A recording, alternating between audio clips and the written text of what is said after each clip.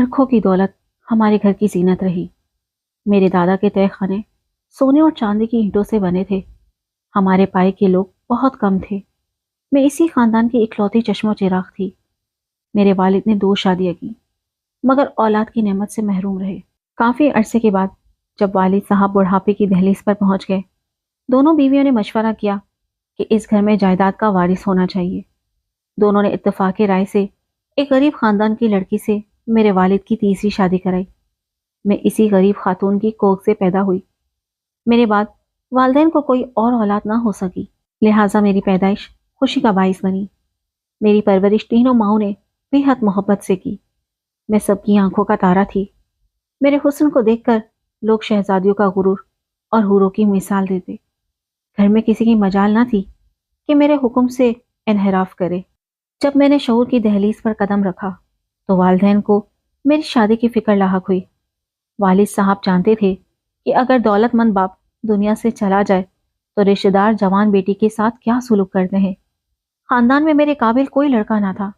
غیروں میں شادی کرنے کا سوال پیدا ہی نہیں ہوتا تھا۔ آخرکار والد صاحب نے اپنے چچا زاد بھائی کے بیٹے امجد خان سے میرا رشتہ طے کر دیا۔ میرے والد مطمئن تھے کہ رشتہ اپنے خاندان میں ہو اور دولت گھر میں ہی رہے گی، لیکن کسی نے یہ نہ سوچا کہ ایسا رشتہ ہونا چاہیے جو بیٹی کے ساتھ دولت کو بھی سنبھال سکے۔ میں نے میٹرک تک تعلیم حاصل کی تھی اور غیر معمولی ذہانت رکھتی تھی، لیکن اپنی شادی کے بارے میں نہ کچھ بول سکتی تھی اور نہ ہی بغاوت کر سکتی تھی۔ دلہن بنی مگر دل افسردہ تھا۔ میں سوچ رہی تھی کہ اللہ یہ کیسا ظلم ہو رہا ہے۔ میرے والد مجھے سسرال بھیجنے کے بجائے میرے شوہر کو گھر داماد بنا کر لے آئے۔ شادی بڑی دھوم دھام سے ہوئی۔ جہیز کے چرچے ہر طرف تھے۔ میری زندگی کا آغاز یوں ہوا کہ جائیداد کے معاملات سلجھانے کے ساتھ ساتھ مجھے ایک کم عمر شوہر کی پرورش بھی کرنی تھی۔ وہ شوہر کم اور بیٹا زیادہ لگتا تھا۔ اگر کسی بات پر ناراض ہو جاتا تو اسے بہلا کر چپ کراتی۔ اسی سال والد صاحب کا انتقال ہو گیا۔ تمام ذمہ داریاں میرے کندھوں پر آ گئیں۔ شوہر ابھی اس قابل نہیں تھے کہ اسکول کے معاملات خود دیکھ سکیں۔ میں نے حالات سے سمجھوتا کر لیا، اپنی زندگی کو تحمل اور شرافت کے ساتھ گزارنے لگی۔ وقت گزرتا گیا۔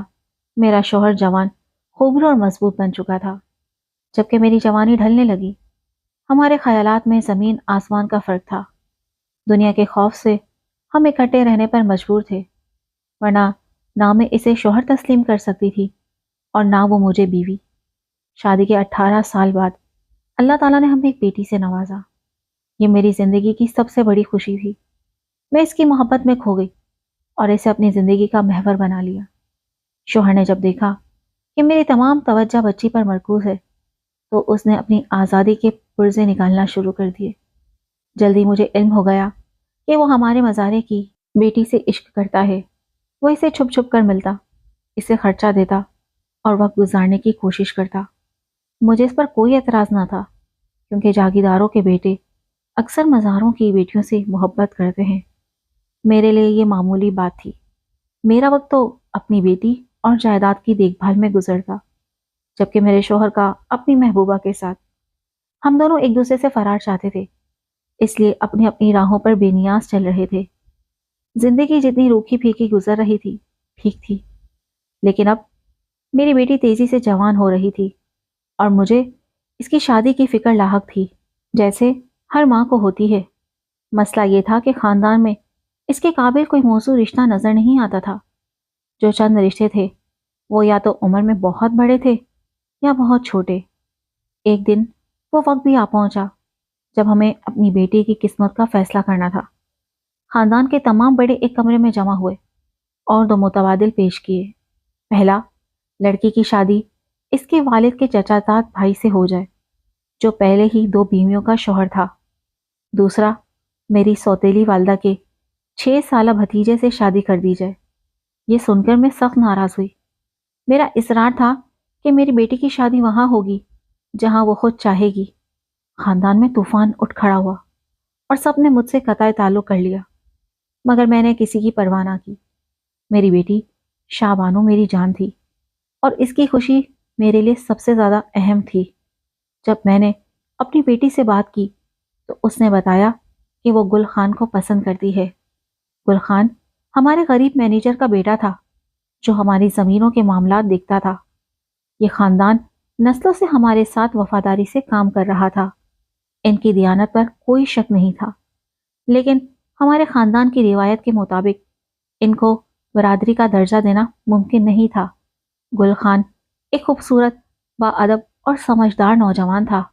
وہ کالج میں پڑھتا تھا اور کبھی کبھار اپنے والد کے کہنے پر زمین کے کاغذات لے کر میرے پاس آتا۔ شاہ بانو نے بتایا کہ گل خان اس کا ہم جماعت ہے۔ مجھے یہ جان کر خوشی ہوئی کہ شاہ بانو محبت کرتی ہے، کیونکہ یہ اس کی عمر کا تقاضا تھا۔ آخر محبت اس کا حق تھا۔ میں نے فیصلہ کر لیا کہ شاہ بانو کی شادی گل خان سے ہوگی، لیکن جب یہ خبر خاندان میں پھیلی تو ایک بار پھر گہرا مچ گیا۔ قریبی اور دور کے رشتہ داروں نے تلواریں اور بندوقیں نکال لیں اور دھمکیاں دی کہ اگر خاندان کی عزت ایک نوکر کے گھر دلہن بن کر گئی تو وہ شاہ بانو اور گل خان کو قتل کر دیں گے۔ میں نے خاندان کی شدید مخالفت کا سامنا کیا۔ وحشیانہ خیالات رکھنے والے جاگیرداروں کے سامنے میری اکیلی عورت کی حیثیت کچھ نہ تھی۔ مجھے یقین ہو گیا کہ اگر میں رواج کے مطابق دھوم دھام سے شادی کروں گی تو یہ لوگ ضرور میری بیٹی کو نقصان پہنچائیں گے۔ بہت سوچ بچار کے بعد میں نے ایک ایسا فیصلہ کیا جس کا کوئی ماں تصور بھی نہیں کر سکتی۔ میں نے شاہ بانو کو اس کے محبوب کے ساتھ جا کر شادی کرنے کی نہ صرف اجازت دی بلکہ اس کی مدد بھی کی۔ اپنے ذاتی اثر و سراغ سے میں نے ان دونوں کے پاسپورٹ پہلے ہی بنوا لیے تھے۔ میرے بابا جان نے بیرون ملک اپنے کاروبار کے دوران کافی رقم میرے نام بینک میں جمع کر رکھی تھی۔ آج وہی رقم میری بیٹی شاہ بانو اور گل خان کے کام آئی۔ ایک رات میں نے ان دونوں کو ملک سے باہر جانے میں مدد کی، اور یہ سب اس قدر خاموشی سے ہوا کہ کسی کو کانوں کان خبر نہ ہوئی۔ دوسرے روز البتہ یہ خبر پورے گاؤں میں جنگل کی آگ کی طرح پھیل گئی کہ شاہ بانو گل خان کے ساتھ فرار ہو گئی ہے۔ میں بھی دکھاوے کے طور پر روتی رہی، دھاڑے مارتی اور غمزدہ نظر آنے کی اداکاری کرتی رہی۔ میری ملازمہ ہر ایک کو یہ کہتی پھرتی تھی کہ شاہ بانو بیوی اپنی ماں کے انکار سے بہت دل برداشتہ ہو گئی اور رات بھر روتی رہی۔ پھر صبح کہیں چلی گئی۔ میں نے سیاہ لباس پہن لیا، جیسے اپنی بیٹی کی موت کا سوگ منا رہی ہوں، لیکن دل ہی دل میں خوشی کے مارے میرا دل باغ باغ تھا۔ مجھے سکون تھا کہ میری بیٹی ایک جاہلانہ ماحول سے آزاد ہو کر اپنی محبت کے ساتھ ایک نئی زندگی کی شروعات کر چکی ہے۔ یہ خیال مجھے خوشی سے پاگل کر دینے کو کافی تھا کہ میری شاہ بانو میرے جیسے انجام سے بچ گئی۔ وہ ایک نابالغ بچے کی دلہن بننے کی بجائے ایک محبت کرنے والے اور سمجھدار انسان کی شریک حیات بن چکی تھی۔ شادی مناسب ساتھی کے ساتھ بندھن جوڑنے اور زندگی کی خوشیوں کو بانٹنے کا نام ہے۔ بے جوڑ شادیاں زندگی کے ساتھ ایک سنگین مذاق سے کم نہیں، لیکن ہمارے جیسے کچھ دولت مند خاندان اپنی زمینیں تقسیم ہونے سے بچانے یا دولت بڑھانے کی خاطر اپنی معصوم بیٹیوں کو بوڑھوں، نابالغوں یا پہلے سے شادی شدہ مردوں کے ساتھ بیاہ دیتے ہیں۔ یہ شادیاں صرف جائیداد اور مفادات کو ترجیح دیتی ہیں، انسانیت اور خوشیوں کو نہیں۔ اب جب کہ زمانہ بدل چکا ہے، ان روایات کو بھی بدل جانا چاہیے تھا۔ مگر حیرت کی بات یہ ہے کہ آج بھی کہیں نہ کہیں ایسے جاہلانہ اور خود غرضانہ رواج موجود ہیں۔ ان پر غور کریں تو انسان ان کی لالچ اور تنگ نظری پر حیران رہ جاتا ہے۔